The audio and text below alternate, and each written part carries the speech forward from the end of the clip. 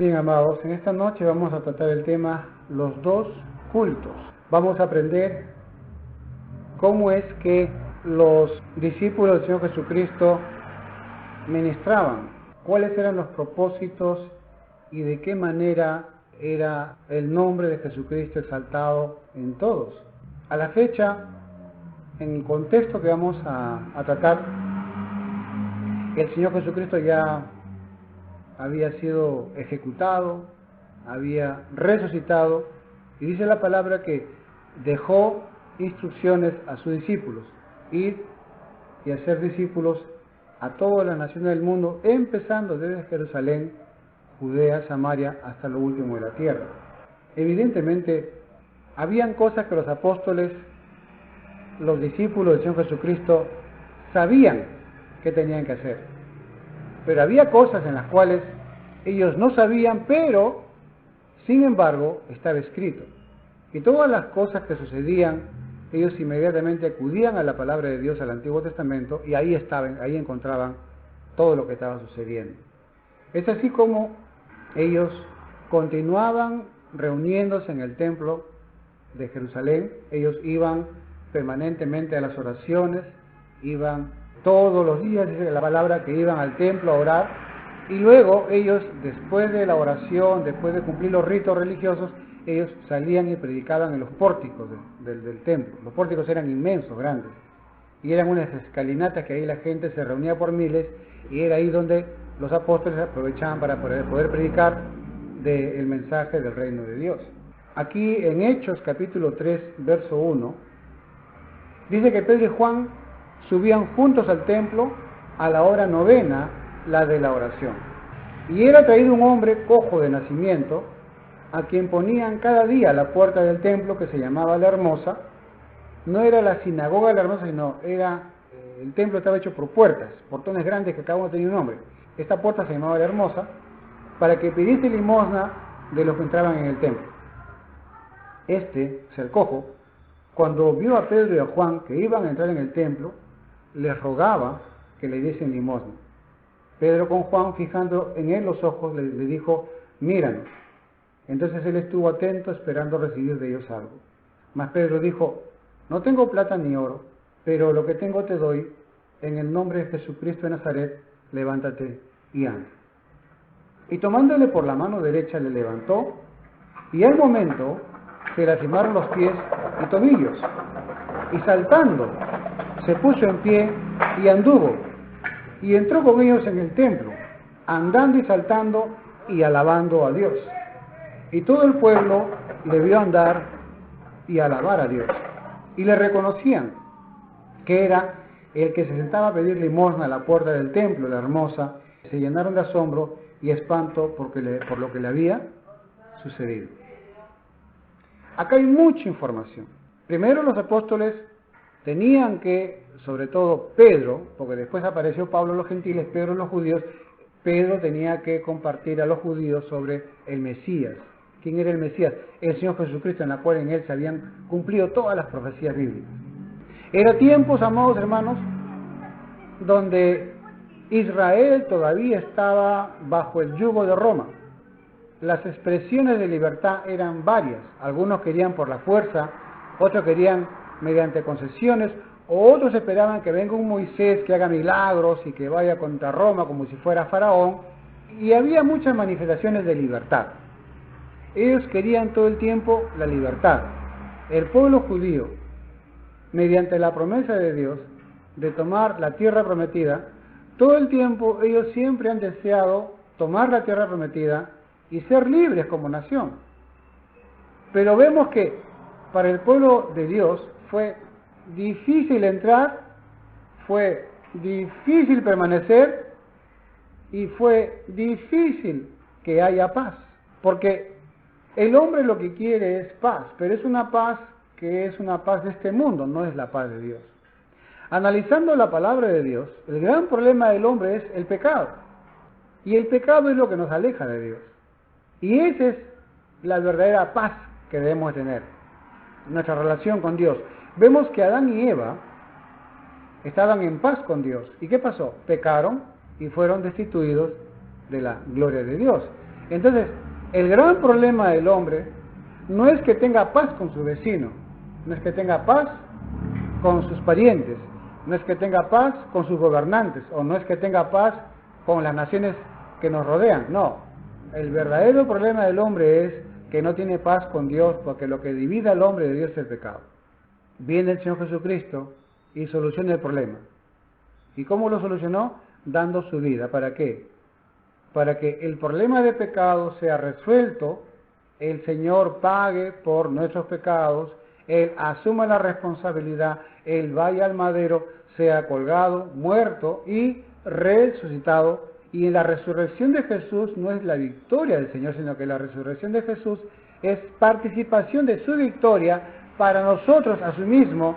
Eso que nos dividía y eso que nos alejaba de Dios, el pecado, en Jesucristo nosotros podamos tener el poder de deshacerla sobre Satanás y ya no ser esclavos del pecado.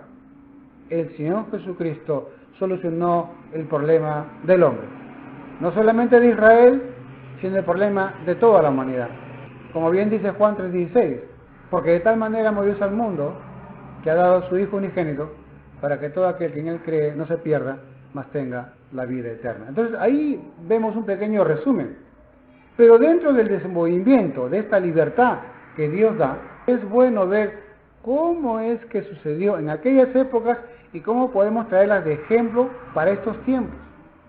Para empezar, amado hermano, ya los discípulos sabemos que ellos iban de una manera permanente al templo a orar.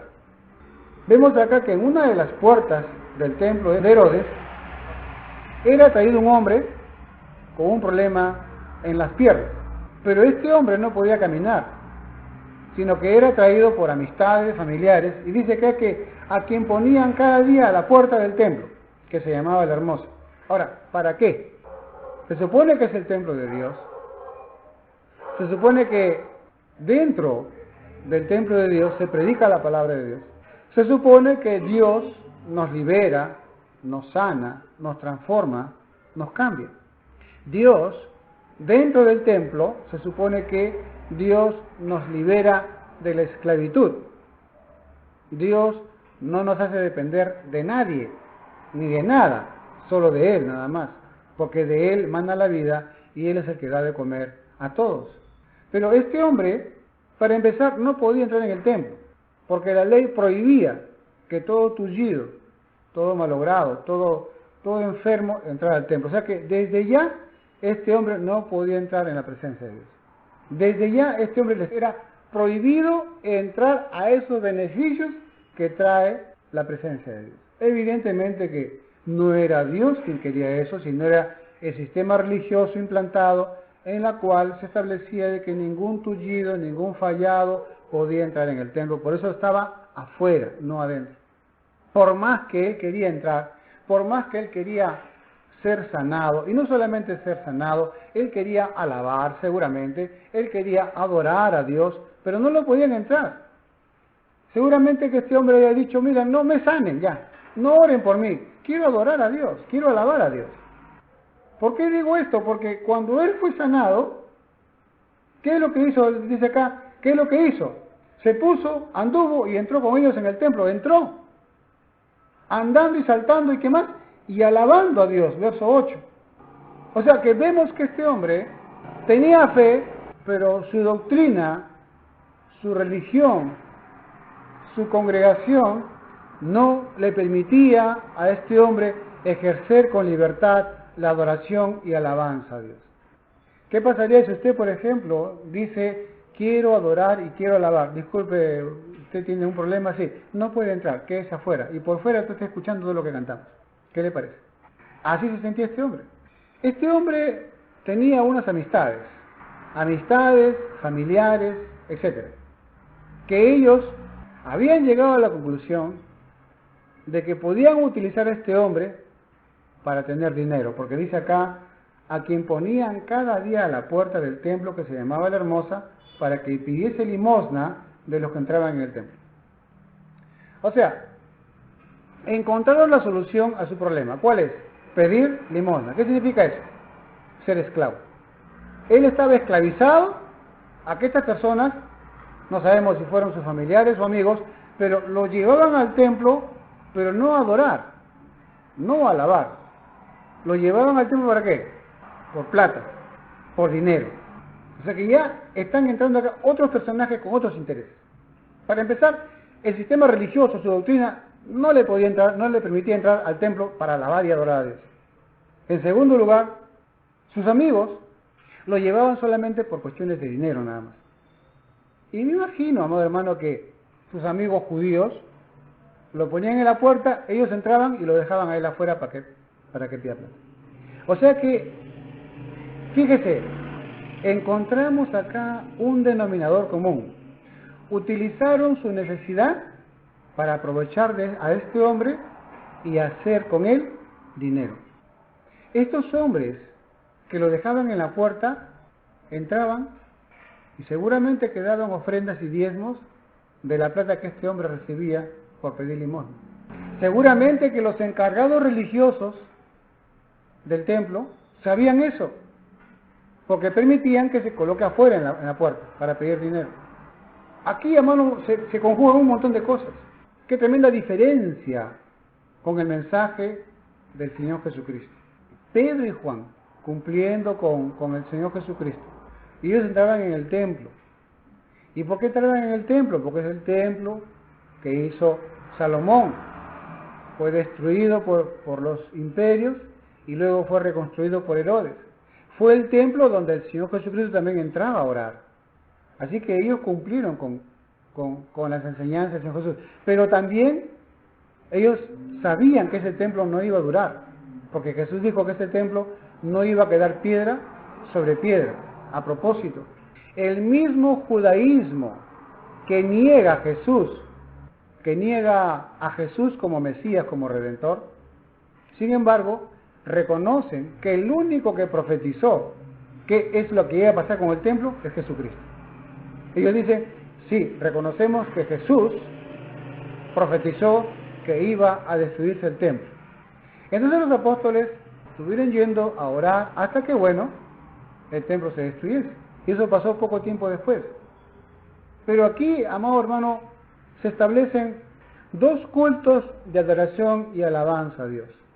Uno que es dentro del templo y otro que se establece fuera del templo.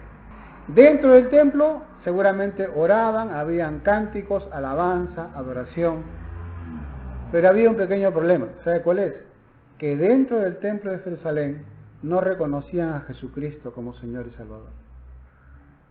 Por eso no pasaba nada. La gente iba, adoraba y alababa, pero la gente no salía transformada.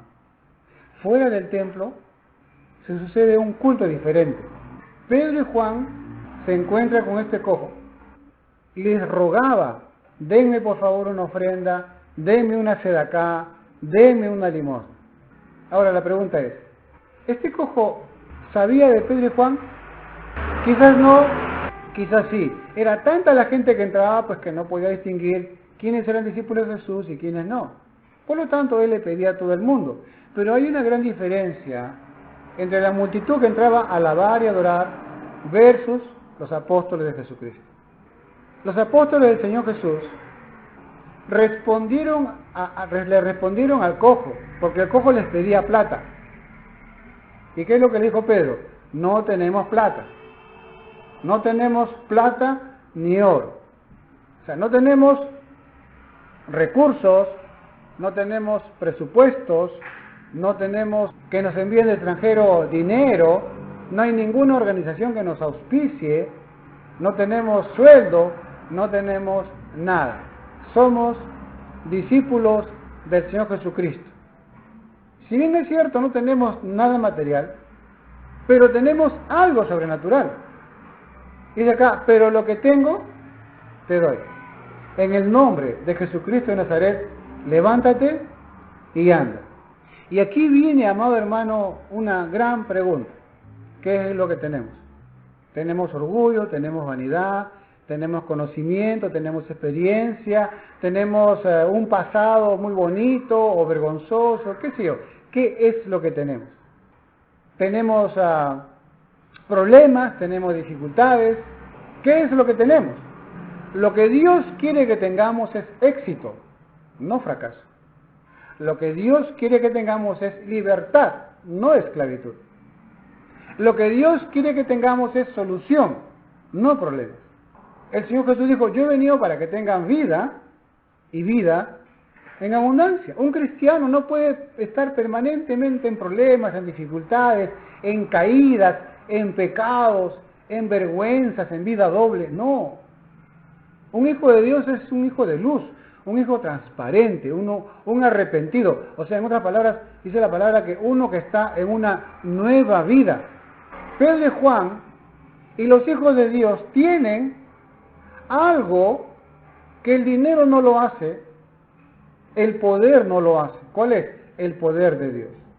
No tenemos oro ni plata, pero lo que tenemos te damos. Y dice acá que, y tomándole por la mano derecha, le levantó. Y al momento se le afirmaron los pies y tobillos, y saltando se puso en pie y anduvo. ¿Y qué más? Oiga, si a mí me dan mis problemas solucionados, muchas gracias, nos vemos con los pastores y me voy. Me voy a hacer mi vida, porque ya tengo solucionado mis problemas, tengo cáncer, tengo, qué sé yo, ya vienen, oran por mí, pero no, dice que este cojo entró con ellos al templo, andando y saltando de alegría, ¿y qué más? Alabando. Y alabando a Dios, ahí está, alabando a Dios. Y todo el pueblo lo vio andar, ¿y qué más? Y alabar a Dios. Y le reconocían que era el que se sentaba a pedir limosna a la puerta del templo, la hermosa, y se llenaron de asombro y espanto por lo que le había sucedido. Este hombre, cuando fue intervenido por Pedro y Juan, Pedro tuvo que ser claro con él. Lo que tú nos pides, no lo tenemos. En las cosas de Dios, amado hermano, Dios no te va a dar lo que tú le pides. Dios te va a dar la solución a tu problema. Muchas veces nosotros no somos conscientes del problema que tenemos. Este hombre estaba incapacitado para algo que él quería hacer. ¿Y qué es lo que él quería hacer? ¿Qué fue lo que hizo inmediatamente después de haber sanado? Dice acá que entró con ellos en el templo, andando y saltando, ¿y qué más? ¿Víctor? Alabando a Dios. Yo le pregunto a usted, amado hermano, ¿cómo acá la palabra nos demuestra que ante un problema, tu necesidad profunda, ¿qué cosa es? Es alabar y adorar a Dios, por sobre todas las cosas. Tienes un problema, tienes una dificultad, adora y alaba a Dios y vas a ver. Muchos hermanos y hermanas se sigan tanto en los problemas que quieren que se les solucionen los problemas y su problema sigue siendo el mismo. ¿Cuál es? Oposición para que puedas tú adorar y alabar a Dios. El enemigo, la tendencia al mal, el Yetzén hará, Satanás, como quiera llamarle, él lo que no quiere es que usted adore y alabe a Dios. Así de simple. No quiere que usted refleje su relación con Dios y no quiere que se goce usted con el Señor. Y por eso pone un montón de obstáculos. Y el Señor Jesucristo vino acá para casualmente ayudarnos a vencer todos esos obstáculos, de los cuales la prioridad es adorar y alabar a Dios y estarle permanentemente agradecido por las cosas que Él ha hecho. Algo diferente sucede con otro caso de un paralítico, ya no de un cojo, de una persona paralítica que no se podía mover nada. Y eso pasa con el Señor Jesucristo. Hay otro punto más. En Marcos 2.1 dice, entró Jesús otra vez en Capernaum después de algunos días, y se oyó que estaba en casa, e inmediatamente se juntaron muchos, de manera que ya no cabían ni aún a la puerta, y les predicaba la palabra. Entonces vinieron a él unos trayendo un paralítico que era cargado por 4.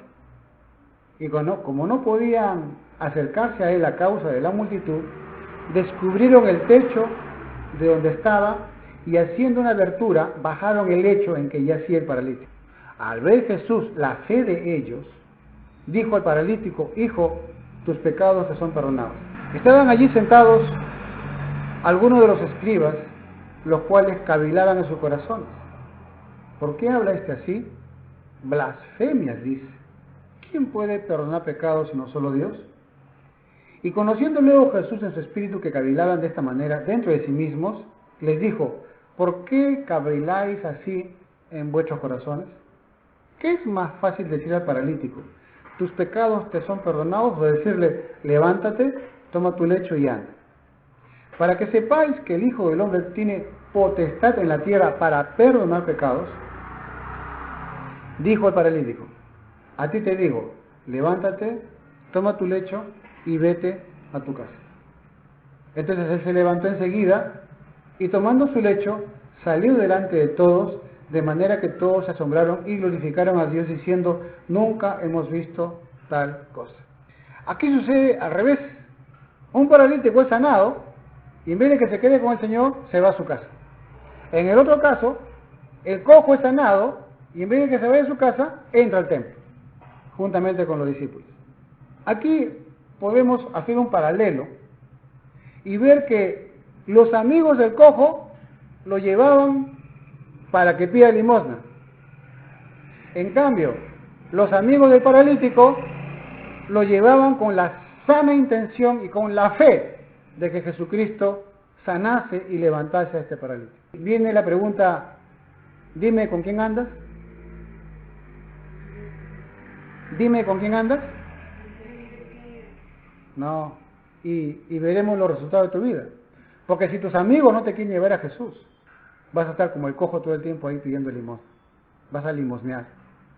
Pero si tú te juntas con amigos que te quieren llevar a Jesús, va a ser diferente el resultado. ¿Por qué? Porque el Señor te va a liberar y va a saltar. Por eso es importante acá, si usted ve, acá se puede sacar varias enseñanzas. Primero, los amigos del problemático. Los amigos del cojo, los amigos paralíticos. Los amigos del cojo querían sacar dinero. En cambio, los amigos del paralítico, ellos querían llevarlo a Jesús. Estaba en buen camino. ¿Quiénes son los amigos del paralítico? Nosotros, amados hermanos. Los hijos de Dios tenemos que llevar a los paralíticos de la fe a la presencia de Jesucristo. Tenemos la obligación de predicar la palabra y presentar a Jesucristo, no a entidades cristianas, a organizaciones religiosas, no. Tenemos que nosotros, amados hermanos, glorificar y presentar el nombre de Jesucristo. Mire usted los resultados. Los discípulos le dijeron al cojo, no tenemos ni oro ni plata, pero tenemos algo maravilloso. ¿Cuál es? Tenemos la solución a tu problema. Y bueno, el cojo habrá dicho, pues, me van a dar una fortuna, me van a dar $10,000, $100,000. ¿Qué es lo que me vas a dar? Y Pedro y Juan, evidentemente dirigidos por Dios, porque Dios quería hacer algo con este cojo. Y su problema del cojo, insisto, no era económico. Su problema del cojo era que él quería adorar a Dios. Él tenía hambre de Dios. Él tenía necesidad de Dios. Pero sus amigos solamente veían en él un interés económico, mas no espiritual. No les importaba su necesidad espiritual. No, ellos solamente querían dinero nada más. Pedro y Juan, dirigidos por Dios, vieron que su problema era espiritual. Y por eso es que solucionaron un problema. ¿Cuál era? Su estado que le prohibía entrar al templo. ¿Cuál era? Era cojo. Estaba prohibido entrar al templo los cojos, los manchados, los tullidos, los fallados, etc. No podían entrar al templo, porque eran revisados por levitas. Entonces, el problema de este hombre era que quería, anhelaba, deseaba adorar, alabar a Dios, pero no se le permitía por su situación. Este hombre cojo, a lo mejor quizás ni sabía su necesidad. Él ni siquiera se imaginaba cuál era su verdadera necesidad en su corazón, sino que él se contentó y lo convencieron a que se sienta a pedir limosna en la puerta. Ya está. Seguramente que si le preguntaban al cojo y le decían, ¿cuál es tu logro espiritual? Yo me voy al templo y me pongo en la puerta a escuchar que todos cantan, que todos alaban. No puedo entrar, pero con eso me contento y bueno, me gano alguito en la puerta, ¿no? Esa era su teología del cojo. Se convenció de eso Y así vivió, y así él permitió que sus amigos vayan y lo dejen, y él se contentó con eso, se convenció de su esclavitud religiosa. Y por eso es que, amado hermano, el Señor Jesucristo nos libera de cualquier esclavitud. Porque lo que Dios quiere es que tú te desarrolles, lo que Dios quiere es que tú crezcas, lo que Dios quiere es que tú pongas en práctica los talentos, los dones que Dios te ha dado. Y este hombre tenía en su corazón una gran capacidad espiritual, y lo que él quería realmente una vez que fue sanado, ¿qué cosa era? Entrar a agradecer a Dios, alabar y adorar a Dios, glorificar el nombre de Dios. Él glorificaba a Dios sí a su manera, él creía en Dios sí a su manera. Seguramente que había pedido por favor que oren por él, seguramente habían orado por él, etcétera, etcétera. Pero amados hermanos, sin Jesucristo no hay una salvación integral. Sin Jesucristo no hay una sanidad integral. Sin Jesucristo no hay una restauración integral. La fe de este cojo, la fe de los amigos del cojo solamente llegaban hasta la puerta nomás, más no adentro. Hay hermanos y hermanas que llegan hasta la puerta nomás, porque están cojos, porque la fe torcida, las doctrinas torcidas, lo han puesto cojo teológico. Le han dicho que solamente tú crees nada más y sé salvo y sé miembro de una iglesia y nada más, y no desarrolles tus talentos, no desarrolles tus ministerios, la misma, esa doctrina torcida te vuelve cojo y no permite que tú desarrolles tu fe. Y por eso es que este hombre solamente hasta la puerta llegaba. En cambio, las enseñanzas del Señor Jesucristo en la palabra permiten, amado hermano, que nosotros podamos en Jesucristo superar cualquier problema, sea espiritual, sea físico, sea económico, y de esa manera, amado hermano, con libertad poder solucionar el eterno problema, nuestra relación con Dios. Este cojo fue sanado por el poder de Dios con Pedro y Juan, y él entró a alabar y adorar a Dios, que ese fue su gran problema. ¿Cuántas veces este hombre, pobrecito, quería entrar, quería adorar, no le permitían entrar? ¿Por qué? Porque su problema, su impedimento, le prohibía entrar. Entonces, ¿qué hace el Señor Jesucristo? A través de los apóstoles. Tu problema, tu impedimento para que puedas adorar, el Señor lo soluciona. Ya está. Este hombre, su problema no era la cojera. Su problema era su necesidad de poder adorar y alabar a Dios. Por eso es que él entra agradecido a adorar y alabar a Dios. Él, ¿cuánto tiempo, amados hermanos? ¿Cuánto tiempo podía haberse liberado de esa cojera?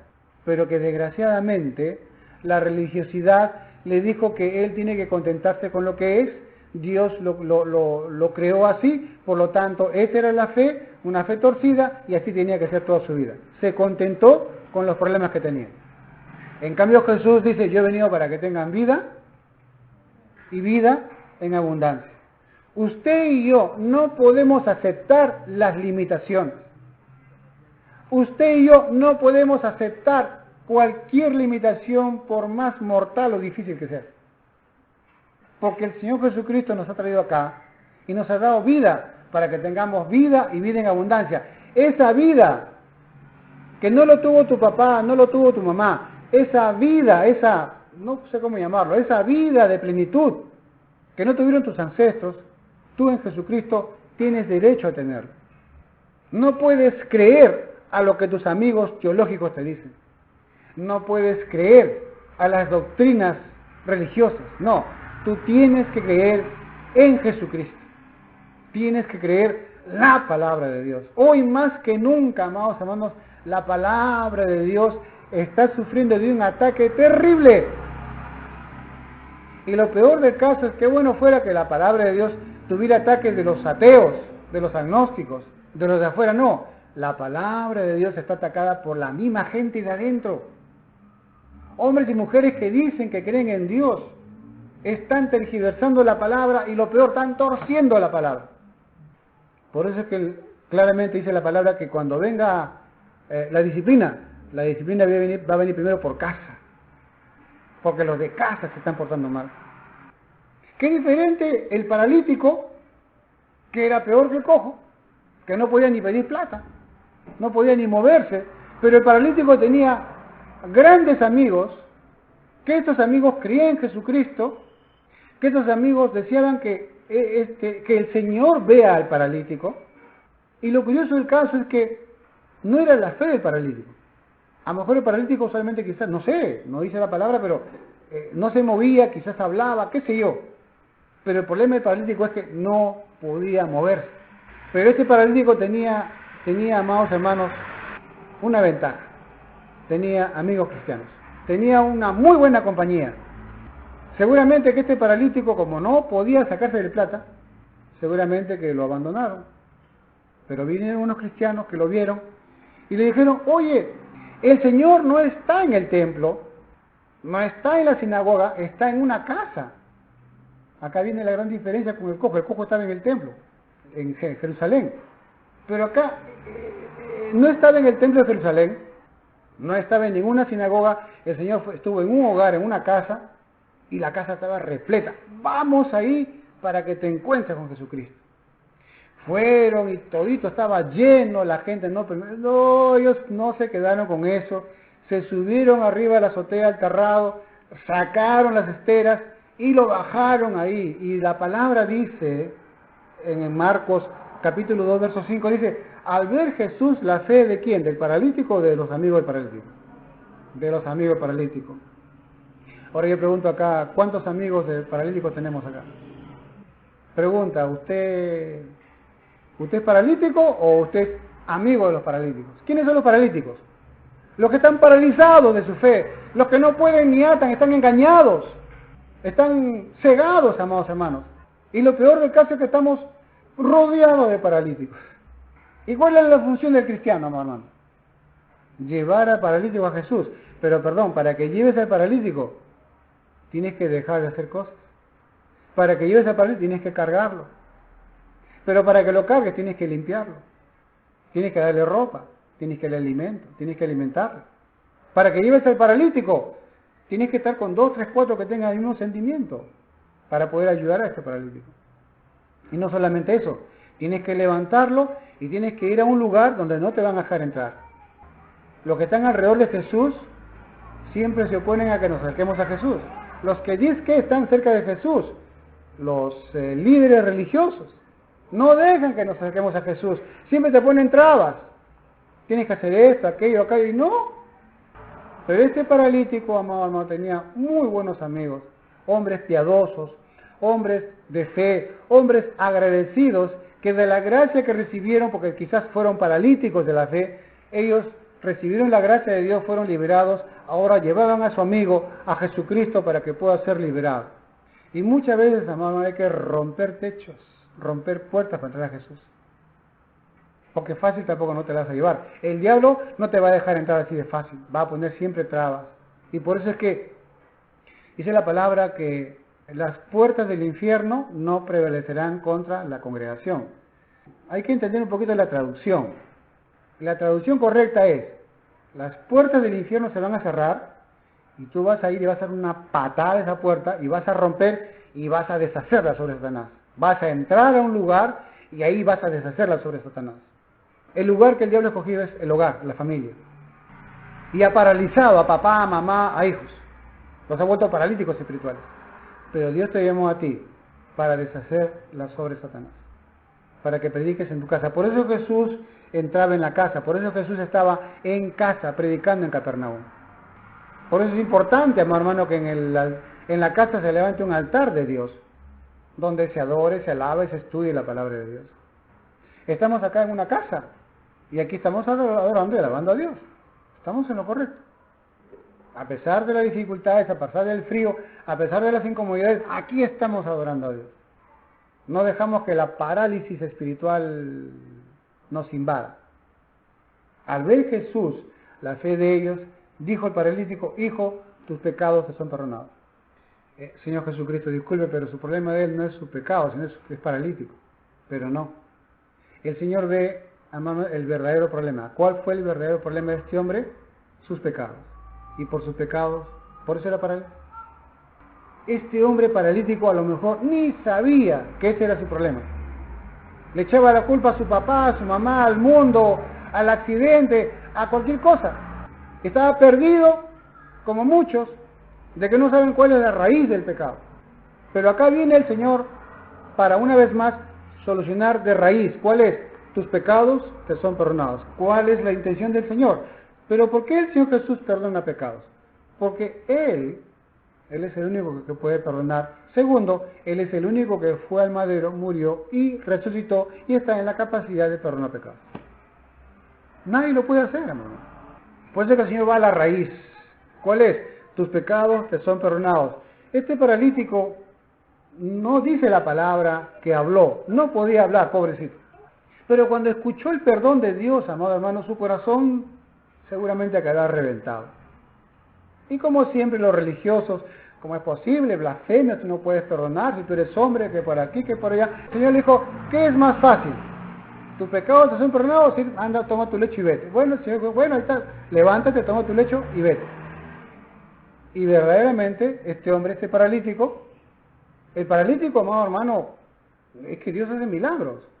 Hizo un milagro de creación ahí porque los músculos estaban atrofiados, hueso y pellizco, qué sé yo, tantas cosas que el Señor lo restableció. Este hombre levantó su lecho, levantó sus muletas, levantó ese lugar donde estaba echado y en vez de que el lecho lo levante al paralítico, ahora el paralítico sanado levanta al lecho.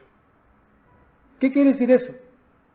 Que ya tu pecado, aquel objeto, cosa, presión, persona, lo que sea, que te esclaviza, ahora tú tienes que enseñorearte sobre eso porque dice que este hombre cargó lo que antes lo atormentaba, su lecho.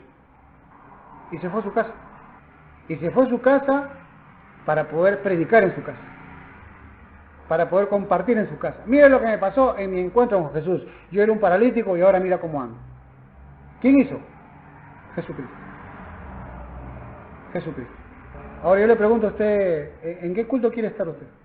¿En el culto de la fanfarra, de la religiosidad, donde no pasa nada? ¿O en el culto donde hay arrepentimiento, hay cambio de vida, hay transformación? No nos engañemos, amados hermanos. La presencia del Señor Jesucristo es para poder liberar tu alma del pecado, para hacerte libre, y con eso tú puedes, amado, gozar de lo demás. Sanidad, restauración, prosperidad, porque el gran problema del hombre, ¿cuál es? Es el pecado. Por eso la sangre de Jesús nos limpia todo pecado. La sangre de Jesús es la vida del Señor Jesús. Dice la Biblia que lo que está en Cristo son nuevas criaturas, las cosas viejas pasaron, todas son hechas nuevas.